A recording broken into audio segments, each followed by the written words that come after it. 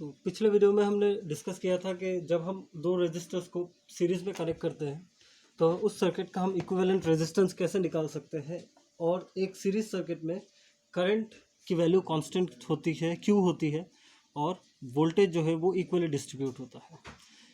इस वीडियो में हम डिस्कस करेंगे रेजिस्टर्स इन पैरेलल।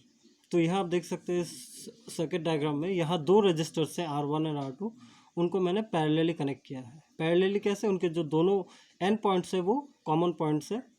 सो ये दो रेजिस्टर्स पैरेलली कनेक्ट है और एक बैटरी है हमारी और करंट फ्लो कर रहा है। अब सबसे पहले हम बात करते हैं वोल्टेज की। तो यहाँ जो जैसे सीरीज में वोल्टेज इक्वली डिस्ट्रीब्यूट होता था, यहाँ क्या केस होने वाला है? तो अगर मैं यहाँ R1 के अक्रॉस, R1 रेजिस्टर के अक्रॉस अगर मुझे पोटेंशियल डिफरेंस कैलकुलेट करना हो तो मैं क्या करूँगा, एक वोल्ट मीटर एक कनेक्ट कर दूंगा, V1 कनेक्ट कर दूंगा अक्रॉस इट्स एंड्स, और तो मुझे V1 क्या मिलेगा, VB minus VA। So this will be the potential difference across register R1। अब मुझे R2 के अक्रॉस अगर मुझे पोटेंशियल डिफरेंस कैलकुलेट करना है तो मैं क्या करूँगा, अगेन मैं दो जो एंड्स हैं उनको मैं ज्वाइन कर दूंगा,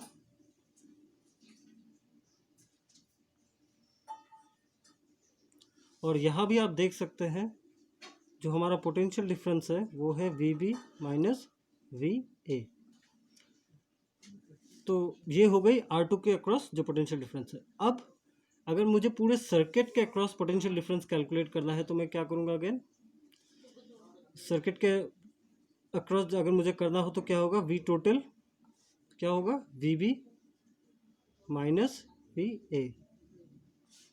तो यहाँ आप देख सकते हैं एक पैरेलल सर्किट में जो वोल्टेज है या जो पोटेंशियल डिफरेंस है वो सेम रहती है। यहाँ V1 की वैल्यू, V2 की वैल्यू और V टोटल की वैल्यू सेम है। जो पोटेंशियल है, जैसे कि सीरीज में हमारा करंट था, इस केस में पोटेंशियल डिफरेंस जो है या वोल्टेज जो है वो सेम रहेगी।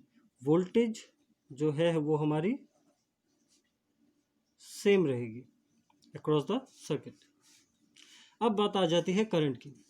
अब आप यहाँ देख सकते हैं, सबसे पहले अगर हम सीरीज कनेक्शन को एक कंसिडर करें, अगर समझ लीजिए दो रजिस्टर सीरीज में कनेक्टेड है,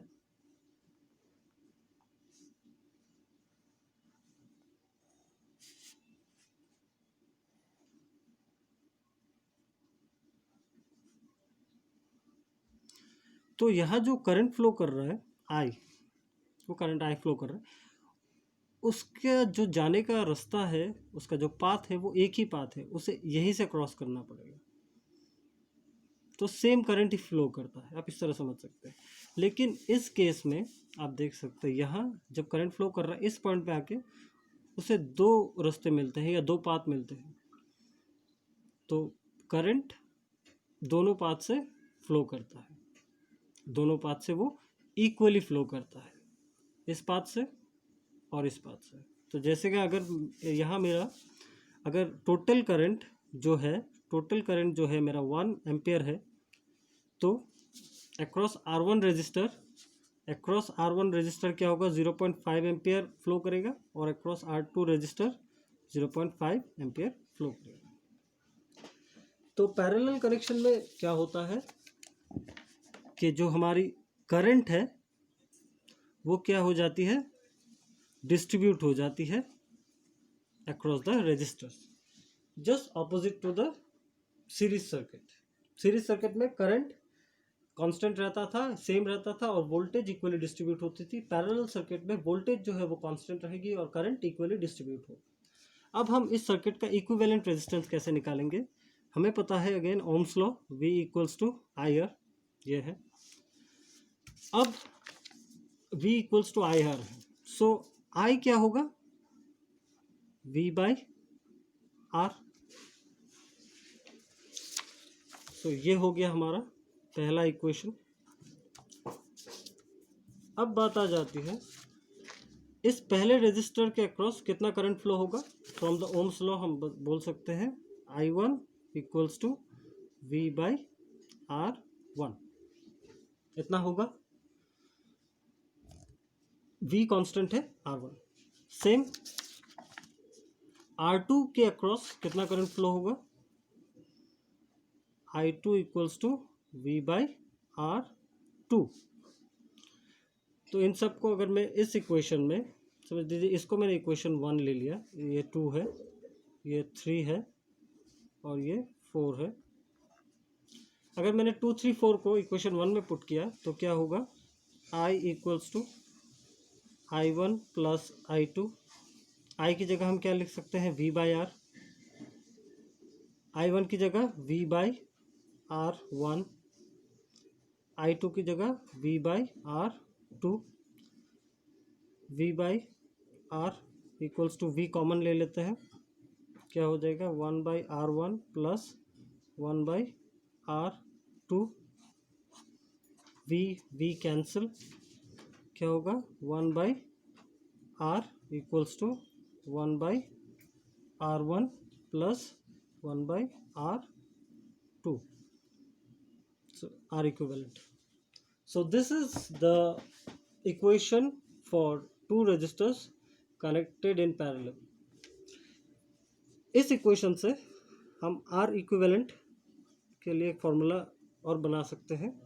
सो वो क्या होगा, R1 into R2 divided by R1 plus R2। क्यों, क्योंकि इसका हमने, अगर मैं इसको एलसीएम लेता हूँ R1 R2, तो ये क्या हो जाएगा R2 plus R1 plus R2 को हम R2 प्लस R1 लिख सकते हैं, समेशन कॉम्पिटिटिव होता है। सो इसका अगर हम रेसिप्रोकल लेंगे तो R इक्विवेलेंट क्या होगा, R1 into R2 divided by R1 plus R2। So this is the formula और this is the equation for finding the equivalent resistance of a circuit having two resistors connected in parallel. तो इस video में हमने देखा कि जब हम दो रेजिस्टर्स को पैरेलली कनेक्ट करते हैं तो जो वोल्टेज है अक्रॉस द सर्किट वो सेम रहता है, करंट इक्वली डिस्ट्रीब्यूट होता है अक्रॉस द सर्किट। फिर हमने देखा कि हम कैसे जो इक्विवेलेंट रेजिस्टेंस है उस पैरेलल सर्किट के लिए हम कैसे निकाल सकते हैं, उसका फॉर्मूला क्या होगा। अगर आपको इस वीडियो में कुछ डाउट है, अगर आपको मेरे एक्सप्लेनेशन में कुछ डाउट है, तो आप मुझे डिस्क्रिप्शन में दिए गए मेल पे मुझे मेल कर सकते हैं या फिर मुझे कमेंट करके भी बता सकते हैं। Thank you.